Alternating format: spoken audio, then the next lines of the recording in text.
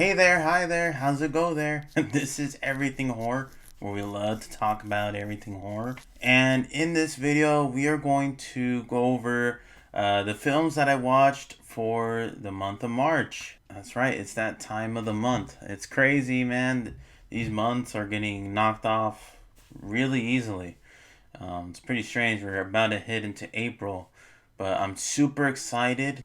That means new films are going to be coming out. I want to take this opportunity to go over some of the films that I watched for this month, and I'm going to be reading these all off from my Letterboxd. So, if you want to follow me on Letterboxd, I'm going to leave my username in the description below. And if you follow me, I'll go ahead and follow you back. I want to see what you watched for the month of March. Alright, so for the beginning of March, on the 4th, I watched two Hangover movies, part 2 and part 3.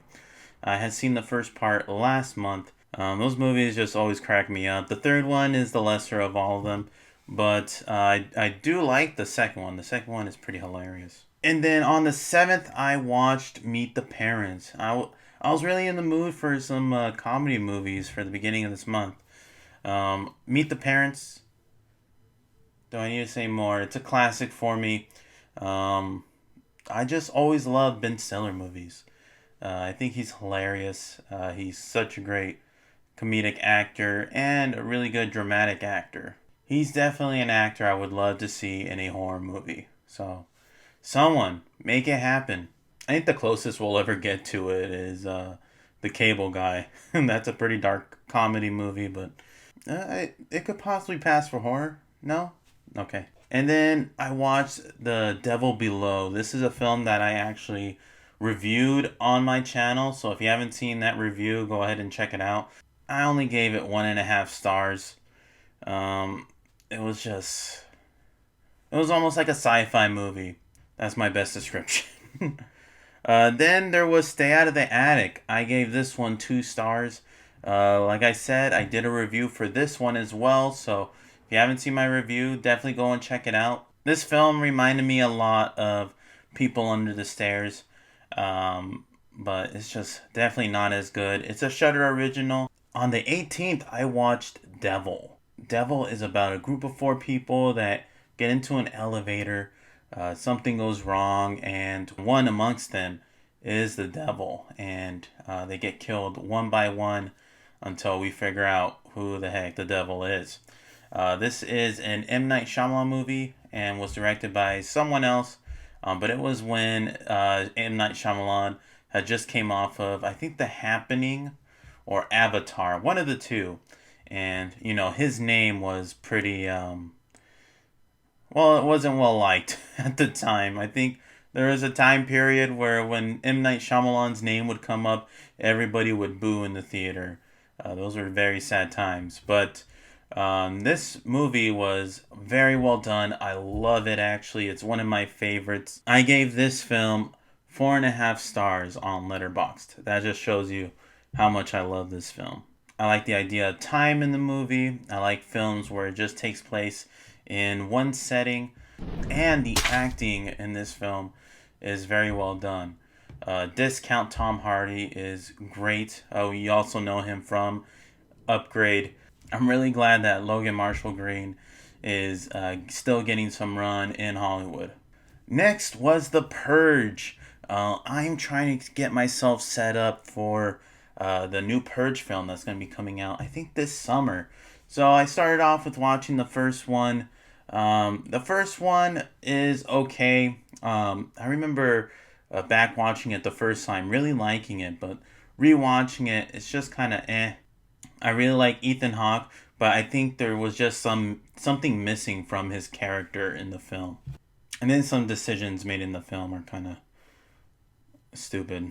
But overall, I gave The Purge 3 stars on Letterboxd. That same day, I watched Come True. If you haven't seen my review for Come True, definitely go and make my dreams come true and watch the video.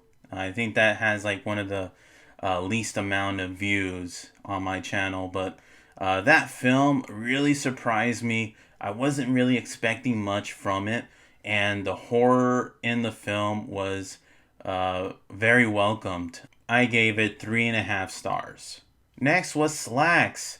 That was another movie that I did a review for my channel, and I was kind of underwhelmed with Slacks. I heard a lot of great things about it, but when I watched it, it just wasn't what I imagined. I imagined more of a horror comedy, and the comedy in the film just didn't tickle my fancy.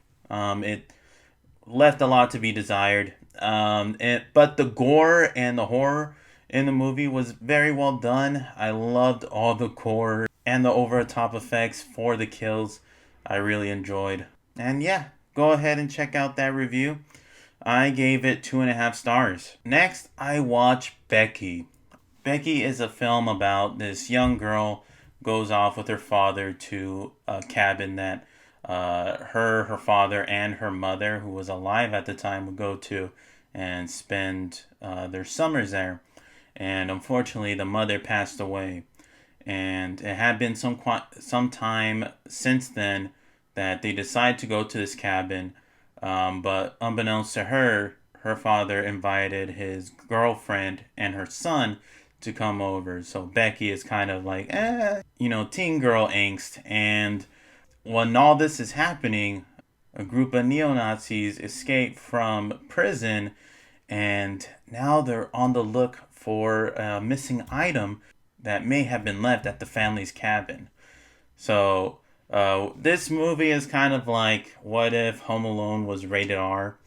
It was okay. I heard a lot of great things about it, but for me, I was expecting more. I heard a lot of great things about Kevin James' performance, and I actually was let down by that. He really did not pass as a very intimidating figure in the film. If anything, it was his henchmen that were more intimidating. Specifically one that was like Andre the Giant, gigantic. Overall, I was a little bit let down by Becky, but the kills are really dope. And for that, I give it 2 stars. Next, I saw The Rental. I saw this film middle of last year. And after that first viewing, I actually enjoyed The Rental. I know a lot of people hate that ending. It reminded me a lot of, if you have ever seen ATM, where you find out that the killer just goes to ATMs and kills people. That ending is more laughable than this one. But the ending to this film, a lot of people were turned off by it. I actually like the ending. For everything that goes on in the film, it's almost like a thriller drama type of movie, and then all of a sudden it just turns into this batshit crazy of a last 20 minutes. And I actually really enjoyed it. It brought some needed excitement into the film. Don't get me wrong, I really enjoyed all this cheating and tension between the characters. But seeing them all get killed was a nice cherry on top of the sundae. I gave The Rental 3 stars. Next, we have Spree. This was another film that I thought the hype was a little bit too much. Spree is about this guy who wants to be famous and decides to live stream his life as an Uber or Lyft driver. What they call it is Spree in the film. He's a Spree driver, and he decides in order to be famous, he needs to kill people. So that's what he does. I thought some of the acting was iffy. The character of Kurt Kunkel just wasn't very believable for me. If anything, it felt more of a spoof than a satire. I know they were trying to satirize a bit of like these killers that get a big following, especially after their death. I don't know, something about it seemed a little bit mean-spirited, and some of the scenes really seemed to be inspired by a true life killer. A true life killer. I don't want to say his name. But it was just very uncanny with some of the shots that they chose to do with him on the side of the freeway talking to the camera. Things of that nature just really reminded me of things that I had seen from this particular real life person that decided to take lives. But I don't know, maybe I'm just looking too much into it. Overall, I gave Spree 2.5 stars. Oh my gosh, I actually saw a lot of horror movies this month. To end it off, I saw Relic. Relic is about a mother and daughter that hadn't heard from grandma for a bit, so they decide to go to her home in the country, and they find that the home is uninhabited. The mother is missing. Things take a turn when she actually comes up, and when they find her, strange things begin to go awry in the home.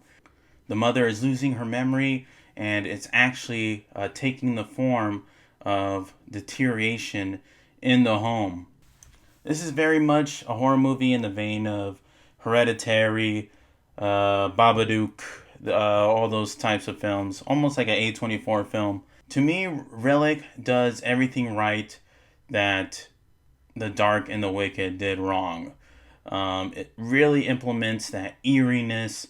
You really connect with the characters. You care about them. When things go down and get horrific, you actually feel for them, what's going on.